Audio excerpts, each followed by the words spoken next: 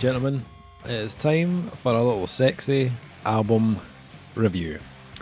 For this review, Duncan Kyle and I have been checking out the new album from Italian post-metal / sludge band If I Die Today.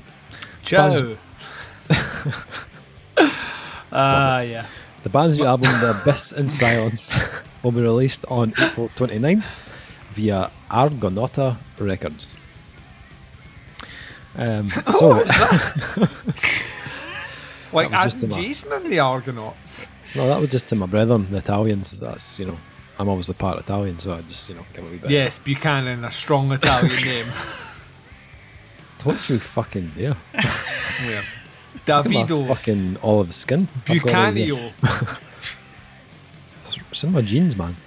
You see him gesticulate when he talks. And the closest is into your jeans is you're a pair of fucking Armani. Fuck off. Right, that's the closest you got to Italian. This fucking guy.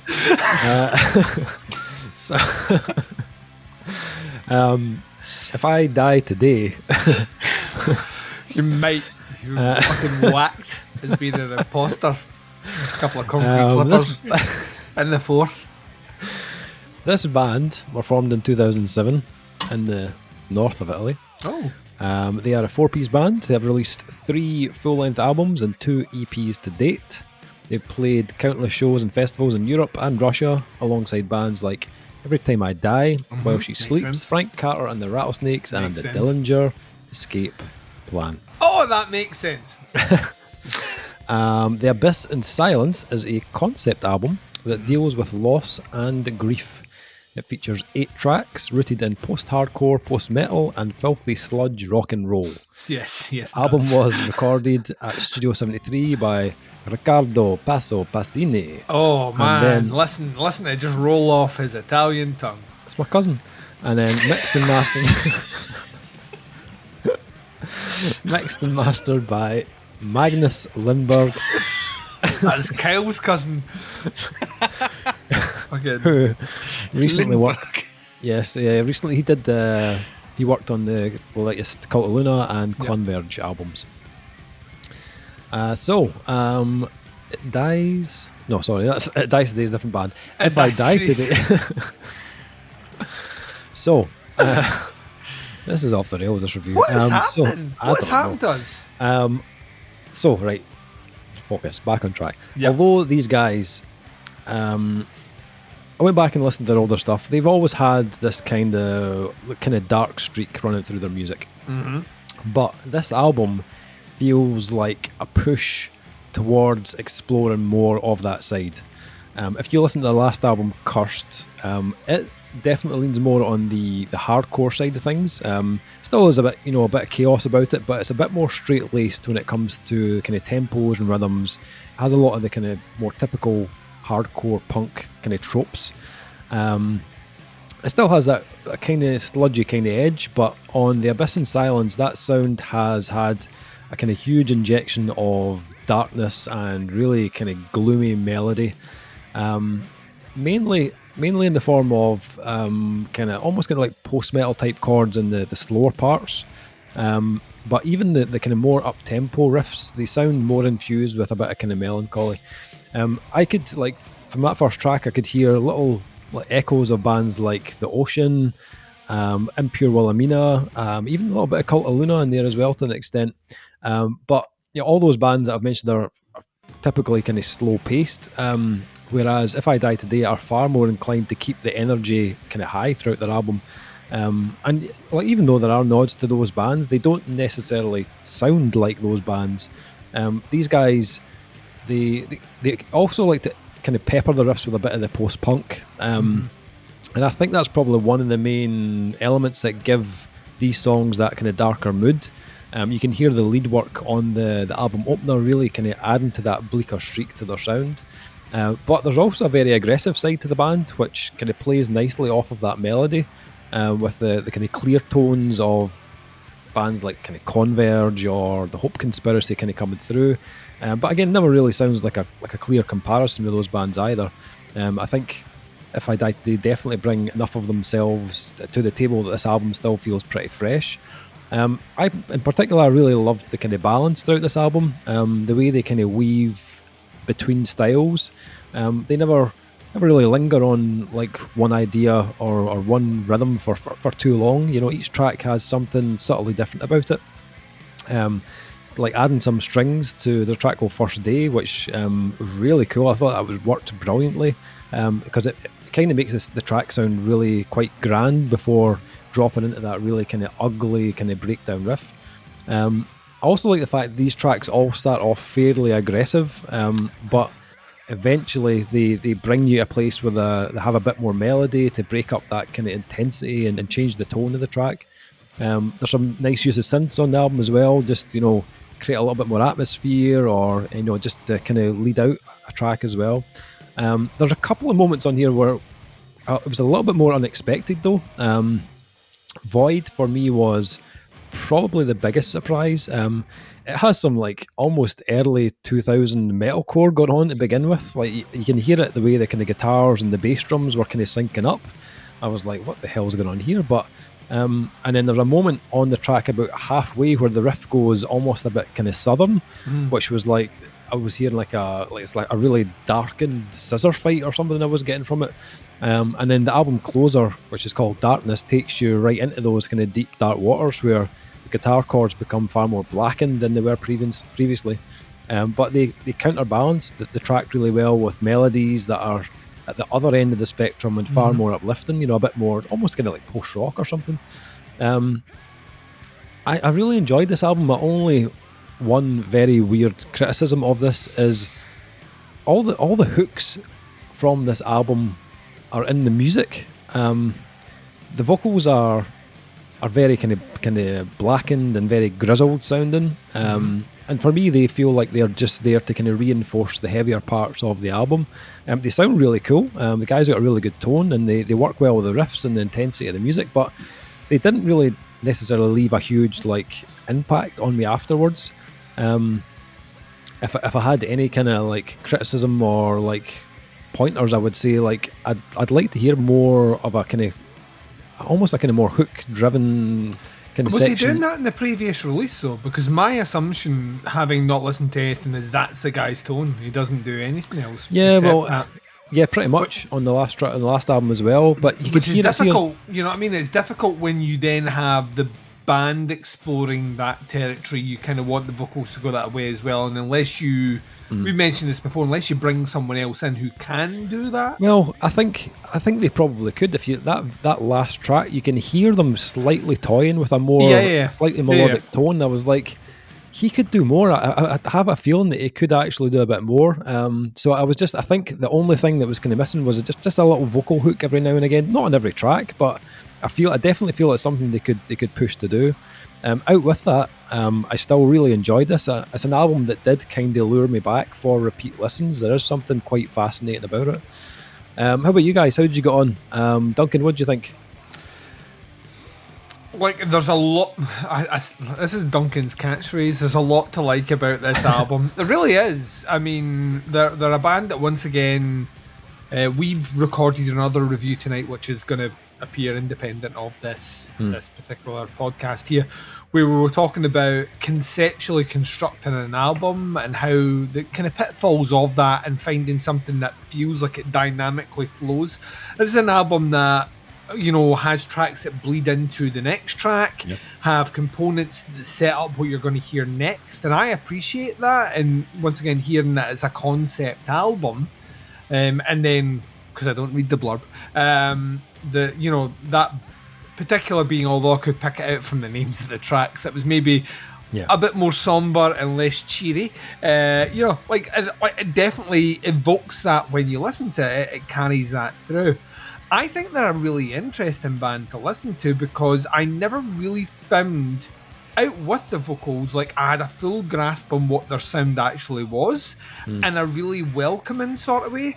So it was never that they sounded like, well, why have you put that element in there? It doesn't work. All the elements that they bring into their songwriting are adjacent to what they're doing, or they put their own version of that sound in.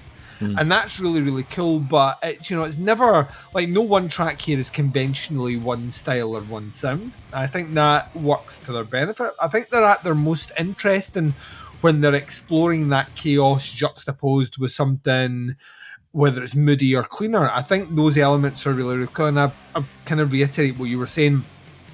The injection of melody here is coming from everything other than the mechanism you would expect from a band to inject, which is the vocals. Even the strings and the synths add an element there, but they're not replacing melody, so to speak. They're just another instrument that's been brought in to accentuate a part.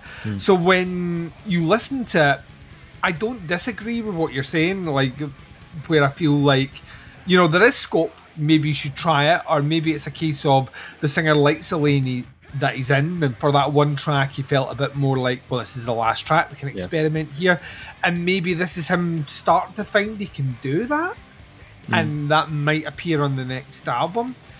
I liked the closer. I thought Darkness worked incredibly well as a summation to everything that you'd heard before. I thought that, you know, it brought all those elements in, added depth, it added darkness, but also added right at the very end this kind of small hint of optimism, which is how the album for me finished. It didn't end like dismally grey and black. It kind of ended with this kind of small soupçon of something a bit, that's French, it's not even Italian, don't know what I'm doing, of something that just felt like there was something positive about the ending, even though it's playing against the name.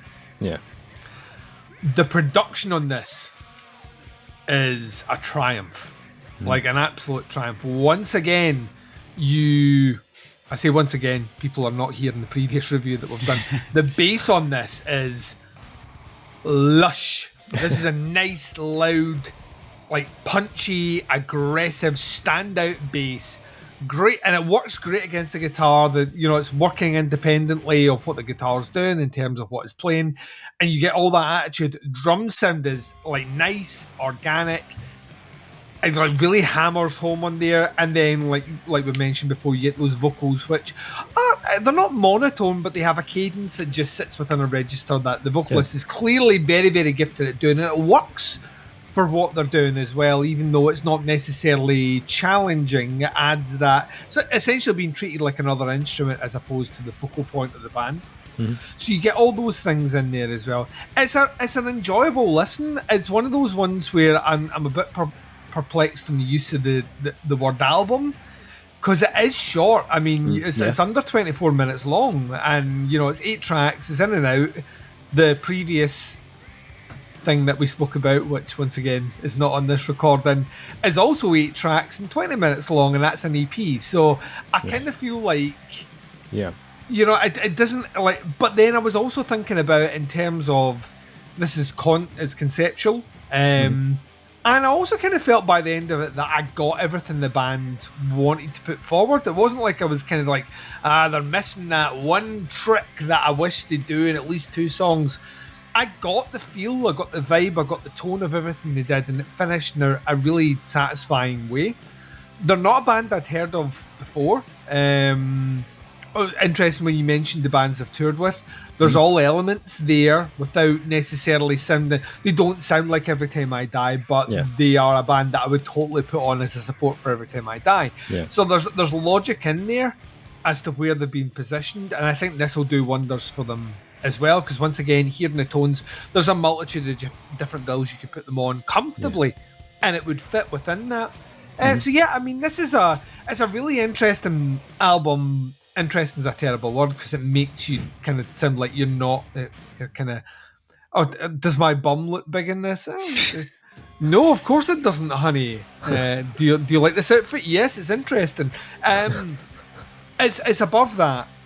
It's not the sort. The thing about it is, it's not the sort of album I would necessarily recommend people to listen to, because it does have a bleakness in it that I think you need to be in a kind of mindset to listen to. But it did catch me in the throes of what has been a relatively busy week of work, where the stuff I've been doing has been relatively mundane and repetitive. And when I put this on, I found myself gravitating to it. It kept my attention. It's a busy sounding release. There's a lot going on. And they're great at what they do. They genuinely are. I don't necessarily think it's the most remarkable thing I've listened to. And yeah, if I was marking it down, maybe not as vehemently as you, I do feel there is a trick they're missing vocally about. The music is geared for those, not Every Time I Die hooks, but, you know, in that realm of put a big vocal hook in there, this song's going to sound 100 times bigger. I don't know, when I was listening to this, I don't know how I would react to it in a live setting. That makes sense. Like when the choruses kick in, I'm like, would I scream that along with the vocalist? Would I like windmill? I'm not entirely sure. And I always think about that, like when I listen to albums which have intensity about them, about how that would translate to a live setting and how I would react to what the band was doing as an audience member. And it's hard to pigeonhole that one on that. Yeah. But yeah, it's a great album from a band that I'd never heard of before, and the production is lush. And they're good at what they do. I mean, you can hear that. The production is that great that everything is so audibly crystal clear that you hear every nuance that's played by all the instruments. So they're very, very talented. Another great example of how I cannot pinpoint where a band is from in the world. I would never in a million years said they were Italian, but there you go. So yeah, I enjoyed it. I enjoyed it for the most part. Yeah. Kyle, what do you think?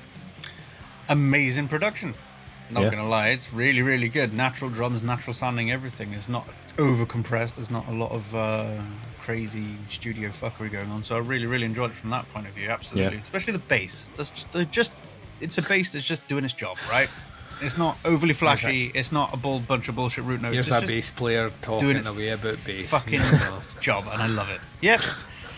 Get a bass player on your podcast. What are you going to talk about? Is it going to be bass playing or dirt? I'm looking forward to the dirt section of this podcast. It's dry, isn't it? Sometimes it's wet. Yeah. Things grow in it. It's black. Things grow. What? I like my dirt like I like my metal black. With things growing in it.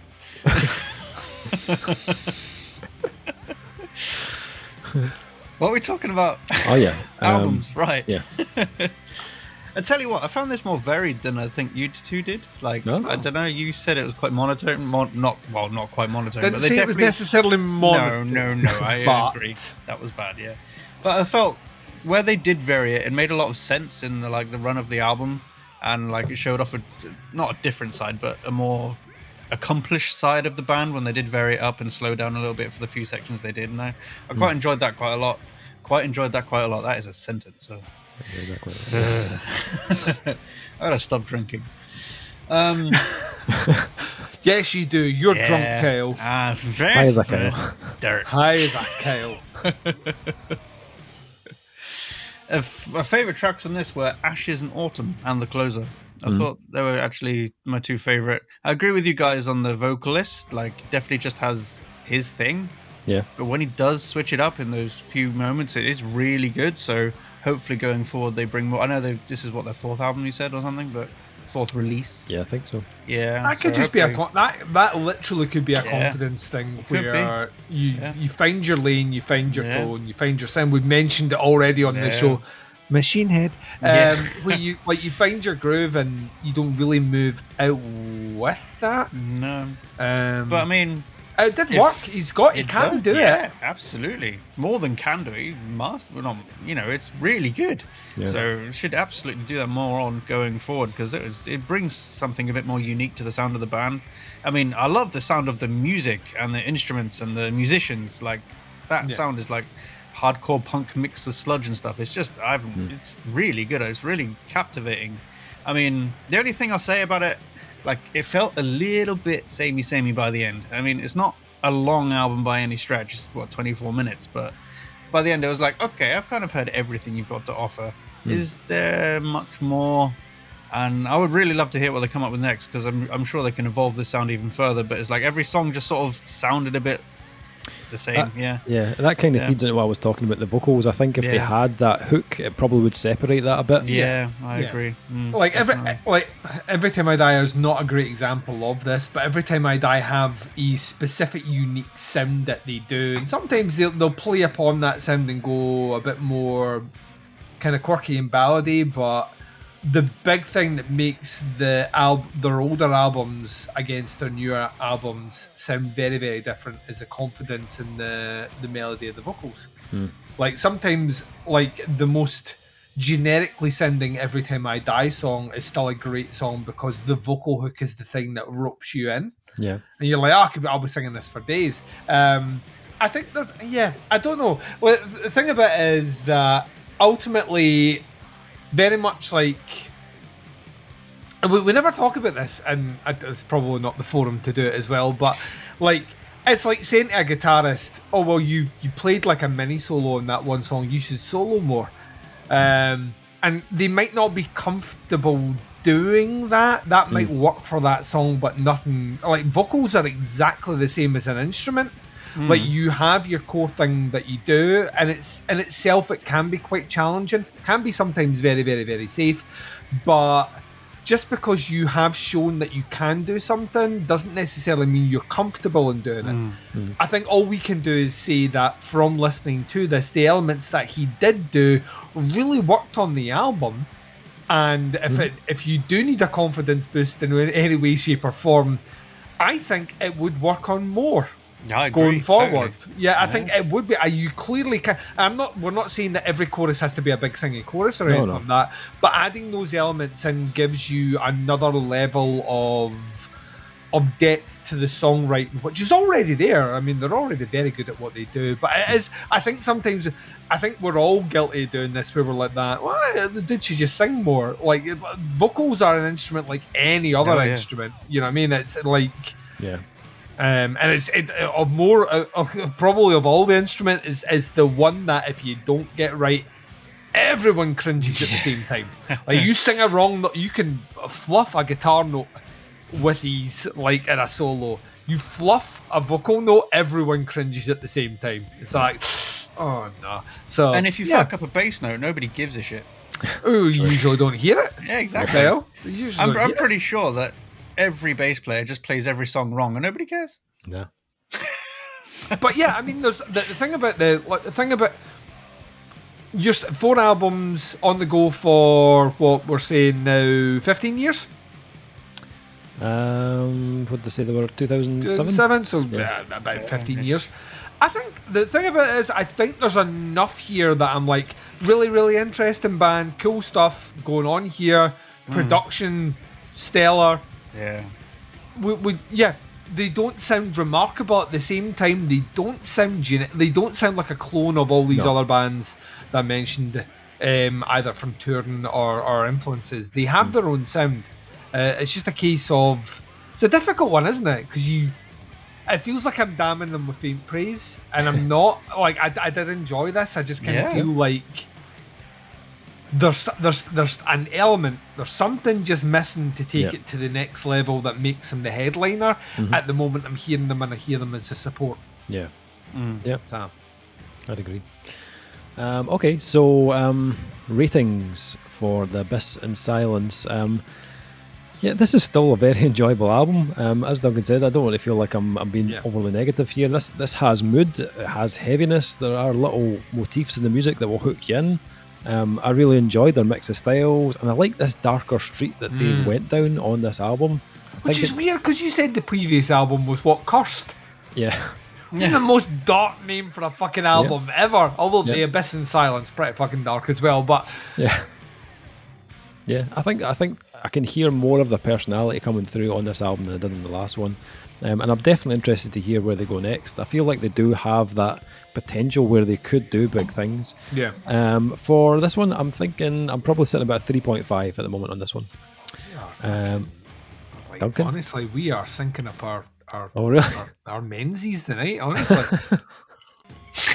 3.5 is where I was coming in. I think there is much room in here. I honestly think that they could tweak one or two things record another album within a year, and I'm like that. Oh, this is a 4.5 easy. But yeah, and it's not like I think there's a pre-built audience in there that's going to love this. I think it will very, very easily transition onto great tours, and it will sound great. Another band that I think would sound fucking bitchin' live is a 3.5 for me. I think there's, when those elements are rectified to my liking, I will obviously like it more. But I'm one guy on a video wondering why Dave brought me here when he knew I was drinking tonight. So Kyle, I'm going to join you. 3.5s all around. I mean, it's good. It's great. The instrumentation is fantastic, and I love it. But yeah, it's just something in the vocal that sort of took me back a bit. Like, they could be tweaked a little bit. Something in the vocal. Bring in some hooks. Be amazing. Yeah. Get Duncan to sing some songs. No, don't. That's how you will tank your band, your career, and any interest that you have from anyone online. Yeah. Don't get Duncan to sing any of your songs. That's good advice, Kyle. Listen to Kyle. Solid. If I Die Today, The Abyss in Silence, out on April 29th. Let us know what you think once you've heard any of the singles, once you've heard the album. Happy to hear your thoughts on it. If you want to check them out, facebook.com/If I Die Today HC or ifidie today.bandcamp.com. Boom.